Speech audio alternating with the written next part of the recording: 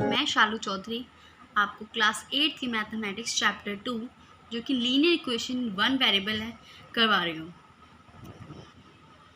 हिंदी में इस चैप्टर का नाम है एक चर वाले रैखिक समीकरण। Linear equations in one variable, जिसका मतलब क्या है, वन वेरिएबल्स क्या होते हैं, अगर हम कोई नंबर डिजिट लिख रहे हैं 5x plus Y, other expression is 2x minus 1, तो यहाँ पे ओनली x है, तो इट्स मीन इसमें कितने वेरिएबल हैं, ओनली वन। यहाँ पर x एंड y दोनों टर्म्स हैं, इट्स मीन्स यहाँ पे कितने वेरिएबल्स हैं, 2। तो हम इस चैप्टर में ओनली वन वेरिएबल्स के बारे में जानेंगे। 2 वेरिएबल्स के बारे में आप क्लास 9th में पढ़ेंगे आगे। तो गाइस, हम इस चैप्टर की एक्सरसाइज 2.1 स्टार्ट करेंगे। तो हम आज चैप्टर की एक्सरसाइज 2.1 स्टार्ट कर रहे हैं, जिसमें हम इक्वेशंस करेंगे जो कि है वन वेरिएबल्स की। तो आइए हम स्टार्ट करते हैं क्वेश्चन नंबर 1। तो यहाँ पर आप देखो कि यहाँ पे सिर्फ एक वेरिएबल x, तो हम इसको कैसे सॉल्व करेंगे।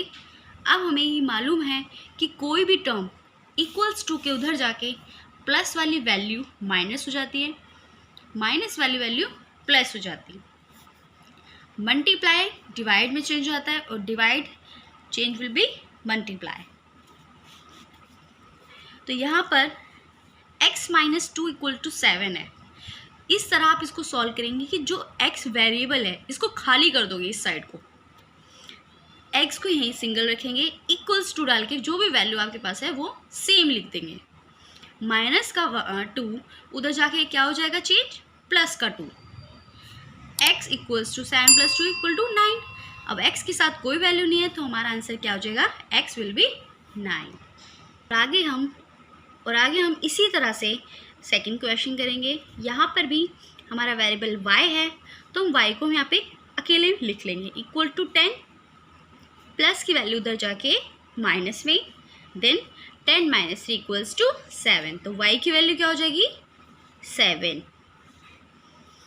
इसी तरह से हम थर्ड क्वेश्चन करेंगे, जिसके अंदर बोला है 6 इक्वल्स टू z प्लस 2। इसको भी सेम उसी तरह से करेंगे, प्लस का 2 इधर आके क्या हो जाएगा, माइनस का, और इक्वल्स टू z। आपको इस वेरिएबल को हमेशा सेपरेट ही रखना है और डिजिट्स को अलग रखना है। इसी तरह से आगे हम सारे क्वेश्चंस करेंगे। 6 माइनस 2 इक्वल्स टू 4, तो z की वैल्यू क्या आ जाएगी, 4। और इसी तरह से हम क्वेश्चन नंबर 4 करेंगे, जो कि फ्रैक्शन की फॉर्म में है। जैसे हमने पिछले क्वेश्चन में हमने वेरिएबल्स को सेपरेट किया था, वैसे ही हम उसको करेंगे। इक्वल्स टू के उधर जो वैल्यू वो रखेंगे और प्लस की वैल्यू उधर जाके माइनस में। अब यहाँ पर हमें पता है जो डिनोमिनेटर है वो सेम है, तो यहाँ पे जो इसका एलसीएम जो वैल्यू होगी वो 7 ही होगी। तो 17 माइनस 3 सेम, 17 में से 3 गया 14 अपॉन 7। अब ये इसी के टेबल से, एक ही टेबल से कट रहा है, तो हम इसको काटेंगे। तो 7 के टेबल में 14 कितने पे आता है, 2 पे, तो 2/1, तो x की वैल्यू क्या आ जाएगी, 2। नेक्स्ट क्वेश्चन है question number 5। 6x is equals to 12। 6x का मीन है कि x यहाँ पे किसके साथ मल्टीप्लाई में है, 6 के, क्योंकि यहाँ पे ना प्लस का साइन है ना माइनस। जब इस तरह से वैल्यू दी हो तो वो मल्टीप्लाई में होती है। तो मैंने आपको लास्ट ये भी बताया था कि जो वैल्यू मल्टीप्लाई में होती है वो इक्वल्स टू के उधर जाके डिवाइड में जाती है। तो x को फिर से हम सेपरेट करेंगे, इक्वल्स टू में जो भी वैल्यू वो लिखेंगे, और मल्टीप्लाई की वैल्यू कहाँ चल जाएगी, डिवाइड में। x इक्वल, अब 6 के टेबल में 12 कितने पे आता है, 2 पर, तो हम डिविजन को काटेंगे तो 2/1, तो x हमारा क्या आ जाएगा, 2। अब नेक्स्ट हम क्वेश्चन नंबर 6 करेंगे। देखो, अब variable t upon 5 equal to 10 है, तो अब t के डिवाइड में है 5, तो 5 उधर जाके क्या हो जाएगा, मल्टीप्लाई में, तो t इक्वल्स टू 10, ये मल्टीप्लाई 5, 50, t क्या आ जाएगा, 50। हम इन क्वेश्चन में हमें ये याद रखना है कि हमें सिर्फ वेरिएबल को सेपरेट करना है, इक्वल्स टू में जो लिखा है वो करना है, और बाकी हमें वही करना है, प्लस है तो माइनस, माइनस है तो प्लस, मल्टीप्लाई है तो डिवाइड, एंड देन डिवाइड है तो मल्टीप्लाई। अब नेक्स्ट है question number 7। 2x upon 3 equals to 18। जैसे हमने पिछले क्वेश्चंस करे हैं, x को फिर से अलग करेंगे। 2x equals to 18 multiply 3। अब 2 यहाँ पर इसके क्या है, मल्टीप्लाई में, तो मल्टीप्लाई वाली वैल्यू उधर जाके क्या हो जाएगी, डिवाइड में। अब देखिए यहाँ पे एक ही टेबल से ही कट रहे हैं। 2 1 ज़ा 2, 2 9 ज़ा 18, तो 9 3 ज़ा 27, तो x विल बी 27। देखो गाइस, हम इस क्वेश्चन को, और एनसीईआरटी में भी इसका एक दूसरा तरीका दे रखा है जो आपको मैं इस क्वेश्चन के थ्रू बता सकती हूँ। बाकी क्वेश्चन भी आप उसी तरीके से कर भी सकते हैं। तो वो नेक्स्ट जो हमारा तरीका है, जो भी मेथड है, वो मैं आपको एक बार फिर से बता देती हूँ।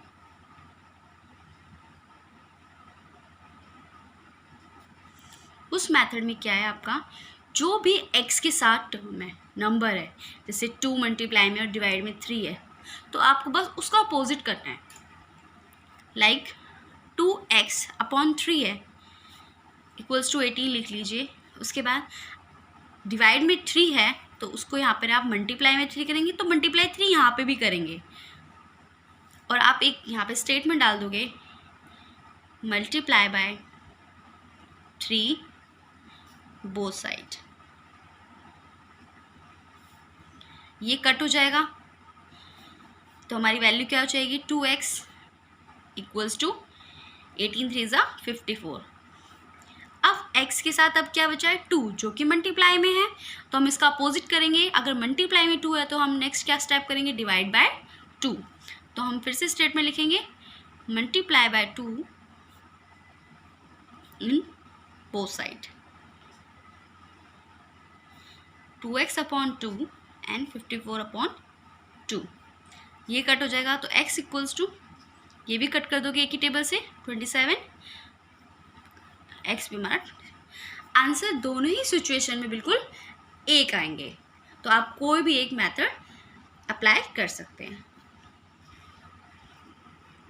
नेक्स्ट क्वेश्चन है question number 8, 1.6 equals to y upon 1.5।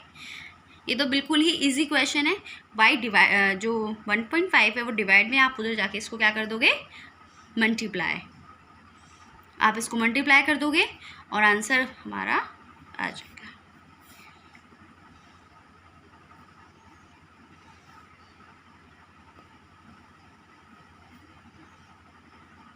240।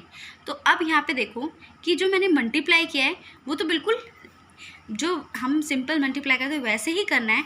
जो हमारे पॉइंट्स है आप वो काउंट कर लोगे कि देखो पॉइंट के बाद एक डिजिट है, पॉइंट के बाद एक डिजिट है, मिलके कितनी होगी 2, तो 2 के बाद पॉइंट क्या लगा, तो y आ जाएगा 2.40। नेक्स्ट है जिसके अंदर हमारा 7x equals to 7x minus 9 equals to 16 है। तो हम फिर से वही x के साथ जो भी है वही लिखेंगे, इक्वल्स टू 16 माइनस का 9 उधर जाके क्या हो जाएगा प्लस का 9, x इक्वल्स टू ऐड करेंगे 25 मल्टीप्लाई का 7 इधर जाके क्या हो जाएगा डिवाइड में। अब यहाँ पर x का कोई भी रिमेनिंग वैल्यू नहीं है तो हमारा x आ जाएगा 25/7। अब क्वेश्चन नंबर 10, इसके अंदर मैं आपको जो अभी मैंने 7th क्वेश्चन में आपको जो इसका दूसरा मेथड बताया था उससे हम इसको कर सकते हैं। तो देखिए यहाँ वेरिएबल y के साथ हमारा -8 है, तो मैंने कहा था जो भी इस वैल्यू के साथ होगा उसका आपको अपोजिट करना है, जो कि बोथ साइड। तो यहाँ पे -8 है तो आप +8 दोनों सिचुएशन में कर देंगे, ऐड 8 बोथ साइड। तो 14y - 8 + 8 इक्वल्स टू 13 + 8। -8 + 8 क्या हो जाएगा 0, तो वैल्यू ये आ जाएगी 14y इक्वल्स टू, उनको ऐड करेंगे कितना आ जाएगा 21। अब देखिए कि y के साथ हमारे पास क्या है 14 है, तो 14 मल्टीप्लाई में, तो हम ये क्या आ जाएगा डिवाइड में, डिवाइड बाय 14 बोथ साइड। तो y equals to 14y upon 14, 21/14। अगर हम इसको काटेंगे तो ये क्या बचेगा 1, और इनको काटेंगे देखो एक ही टेबल से ही कट रहे हैं, 7 3 = 21, 7 2 = 14, y इक्वल्स टू 3/2।